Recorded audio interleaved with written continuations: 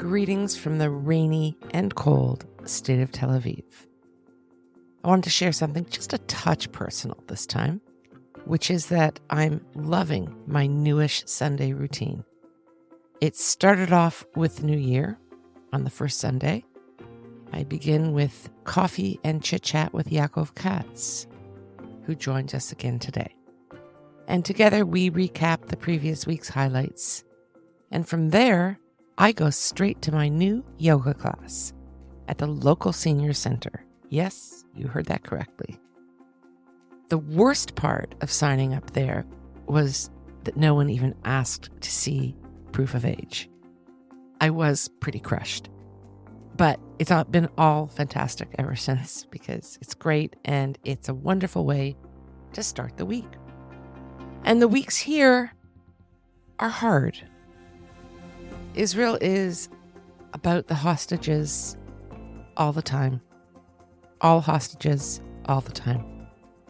No issue is discussed without considering how it impacts the hostages.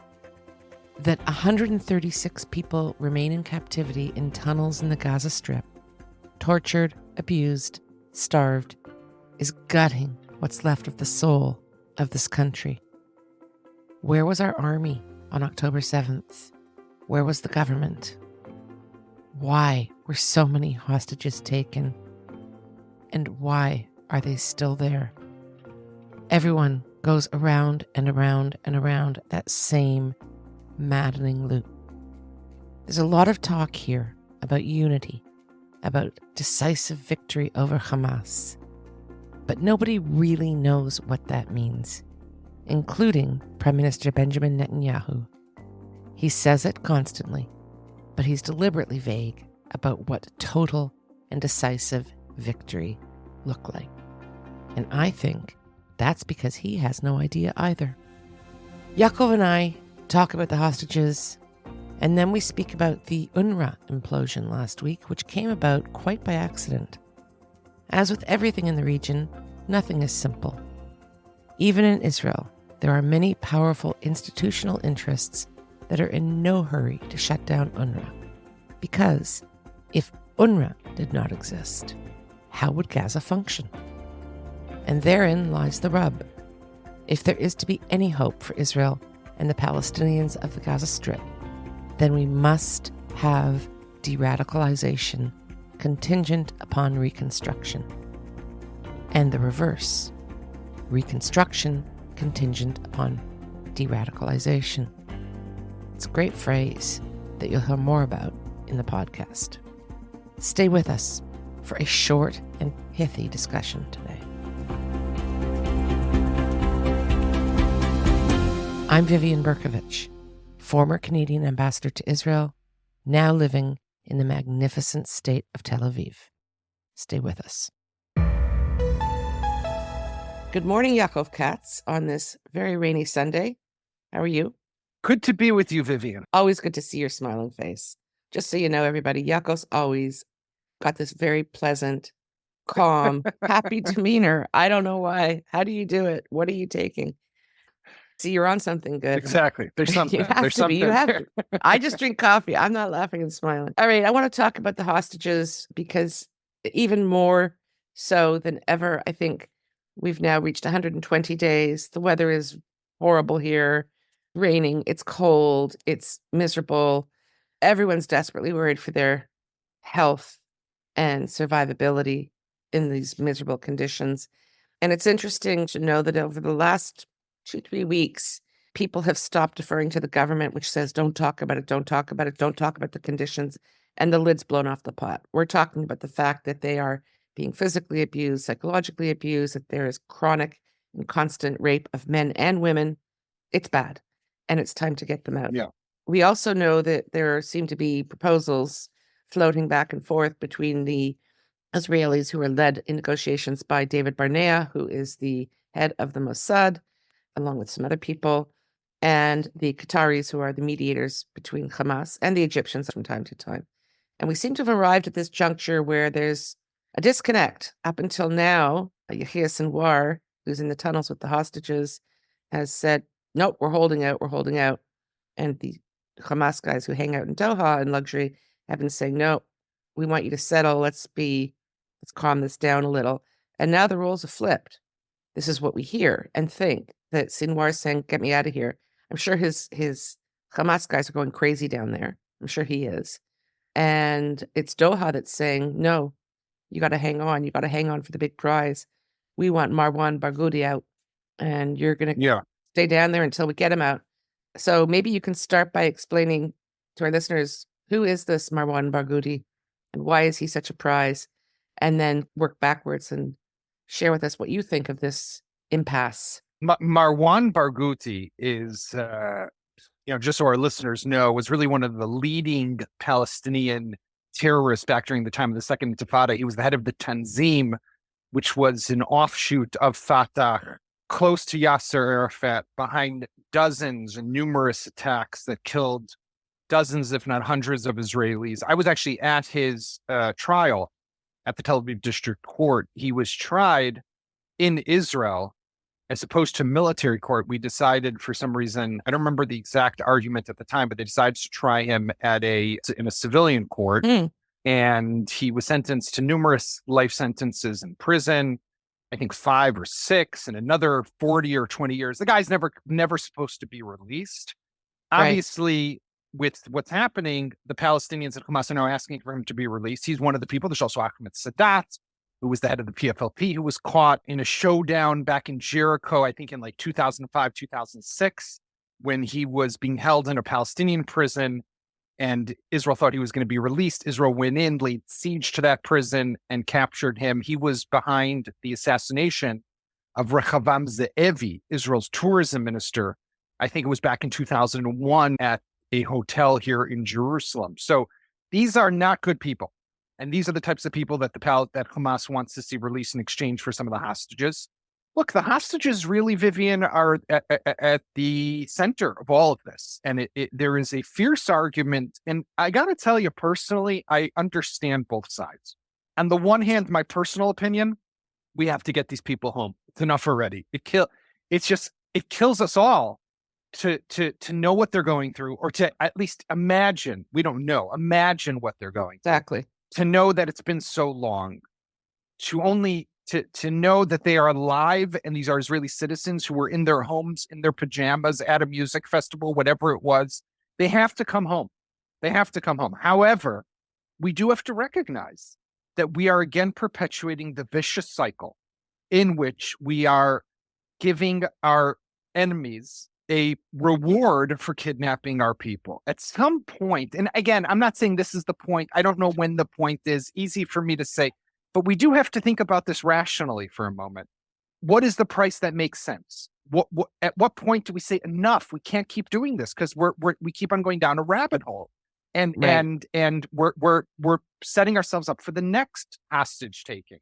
This is complicated stuff, and I can't imagine how difficult it is for these cabinet ministers to be making these decisions. Yeah, we are going down the rabbit hole, and it's a bag of snakes. I keep calling it that. Having said that, I'm going to just suggest that we pass the point of no return on this hostage negotiation weeks ago, maybe even months ago, where in order to exert leverage and use it in the negotiations, we had to have done that already. That time has passed, and we now are. That's the horrible part of this, is that Israel was humiliated. Israel was failed its citizens on October 7th. There's just no way around that from a military perspective and a government perspective. And that required some swift action that we've discussed in previous podcasts we didn't take. We weren't in a position to take. You're right. For a whole bunch of reasons. Military wasn't ready, caught unawares, not properly trained reserves, didn't have adequate equipment. And so those people sat for 3 weeks until we could even put boots on the ground. So the whole element of surprise, pressure was gone. We couldn't do reverse shock and awe. And I think that's when I'm much less of a military student or student of military tactics than you, but that's where we lost a lot of our leverage and power. I don't even know at this point if it's a true debate or if we've put ourselves back into the same crappy place where we just need to get them out at all costs. Like we're back almost in Shalit land. We're almost in Shalit land again. I agree with you that we need to get them back. Is at all costs, I can't sign off on that. What I Because said, okay, so we'll there go do in have to be, circles. there, no, again, listen, the bottom line is we're going to have to pay the price and we're going to have to do whatever it takes and we have to get them back. And if that means that we have to release thousands of people, we're going to release thousands of people. And if that means we have to release hundreds, we'll release hundreds. But we have to get them back. It's enough. It's enough. These people have to come home. We have to also eliminate Hamas's capabilities. We have to somehow find a way to topple Hamas. I don't even know if that's possible anymore, to be honest. Especially if we go into a deal, we will be preserving Hamas and they will be remaining alive and in power. The deals, these are not good. These are not easy. These are not simple. And by the way, this is why Hamas did what it did. From the beginning, they knew what they were doing. They knew that the way to our hearts is what we call it's our strength and our weakness at the same time. It's our resilience and our vulnerability. It's the fact that we love every person. We preserve and sanctify life. But because of that, we're willing to pay crazy prices to get these people back. That's the weakness and the strength at the same time. So do you have any particular insights or information with respect to this purported disagreement or tension between Sinwar and the crew in the tunnels and the gentlemen from Hamas who live in Doha in luxury? I'll show you what messages Sinwar has been sending me. We're texting, but no, I'm kidding. What's up? Yeah, look, there is a disagreement, and I think from what we're reading and we're hearing from the Israeli government officials as well as from Arab media, and I think it makes sense because you do have Hamas officials like Hania, Abu Marzouk, and others who live outside of Gaza in luxury, in the lap of luxury in Doha, and then you have Sinwar who's on the ground. They have influence over one another. Their influence from the outside into Gaza is a little more limited. Sinwar is the guy who makes the decisions. They, on the other hand, are the ones who have the bank accounts and the money, and they have their hand on the cash flow to Gaza. They all need each other, but it's going to be up to Sinwar to make that decision. They're apparently more open. Others are more reluctant to what the type of deal. Will it be phased? Will it be a full deal? What exactly will be released? What numbers of prisoners will be released in exchange for the hostages? Is it 3 per hostage? Is it going to be more per hostage?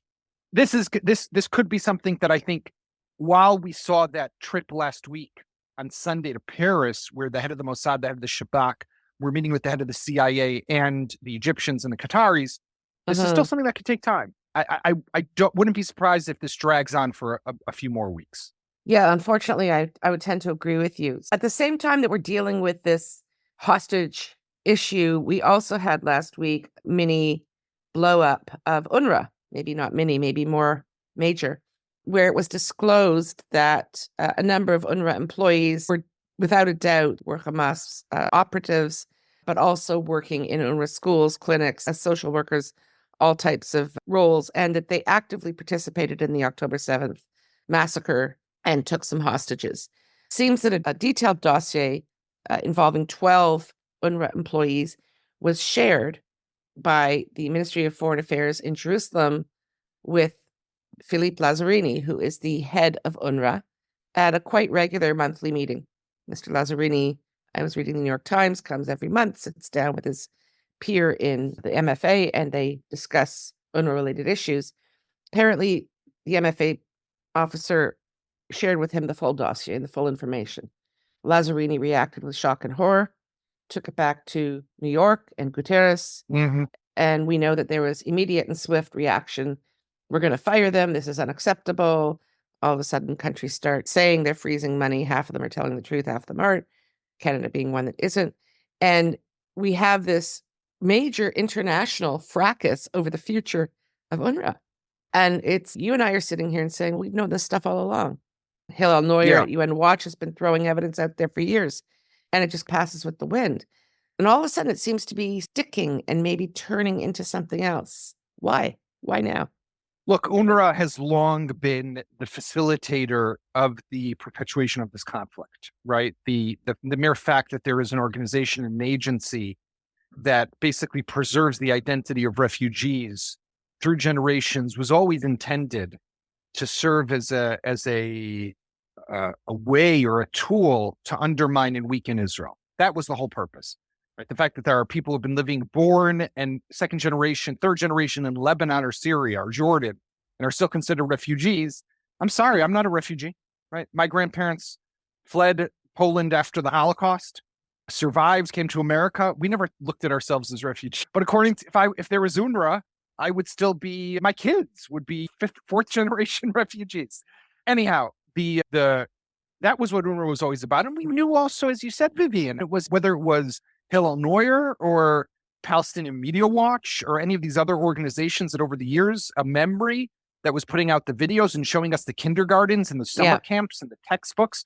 We always knew this is the most anti-Semitic and anti-Israel and terror-supporting organization that exists out there. But what do we have now is that some of their workers were actually actively involved in the October 7th massacre, and that's caused this uproar. To me, it was okay. I think there is what makes this story interesting is less about UNRWA. It's more about Israel, in my opinion. Right? Israel has never really launched a targeted campaign to take down UNRWA. And I think there's two minds in this country. And speaking to Israeli officials this week, I got that sense as well, that there still are two minds. One mind is, UNRWA's evil. We have to demolish them, just what we just spoke about. The perpetuation of the conflict, they're bad. We have to get rid of them. But then there's a second mind. And I have to say is that this is more what you'll hear in the defense establishment. These are the people, because they care about stability.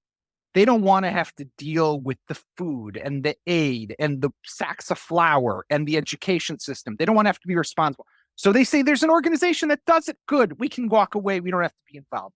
It's small time thinking. It's limited thinking. It's small-minded thinking, because for this war to end in a victory, we have to attach deradicalization to reconstruction.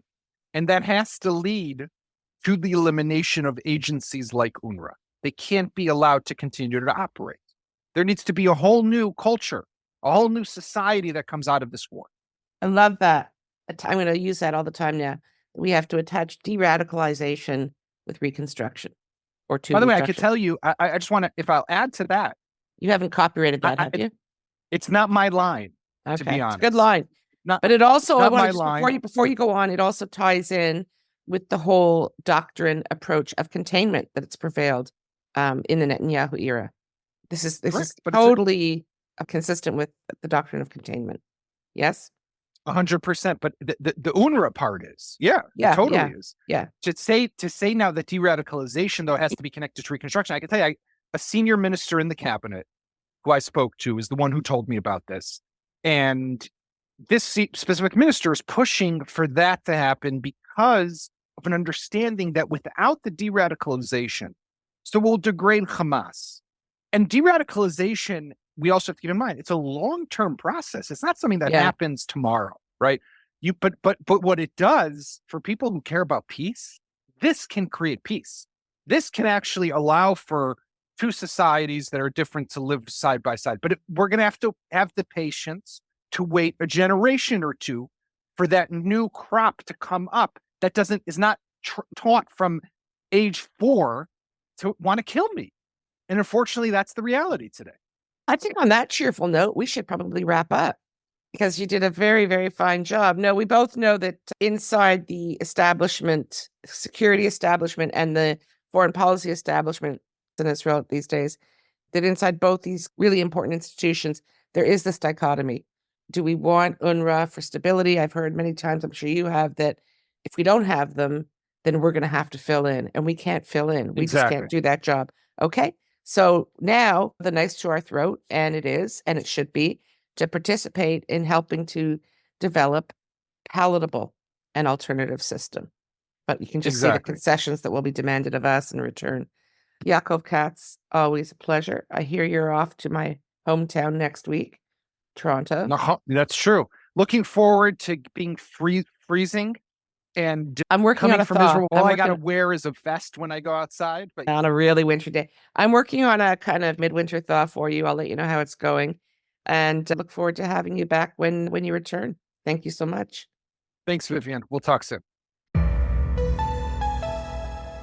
Thanks so much for listening to this episode of the State of Tel Aviv and Beyond podcast. We'll keep the dispatches coming as frequently as we can. If you like what you're hearing, please take a moment, rate us on Apple, Spotify, or wherever you're listening. You can check out our full library of articles and podcasts at our website, stateoftelaviv.com. State of Tel Aviv is an independent media venture, and we rely on subscribers to support our work. If you are not yet a paying subscriber, please consider taking the plunge today. Each person really does make a huge difference, especially in these very challenging times in Israel. It is important that you stay informed and current and seek out a range of perspectives. This is a pivotal moment in Israeli history. It is not a time to be passive and disengaged. Thanks for sticking with me to the end. I'm Vivian Berkovich, signing off from deep inside the state of Tel Aviv.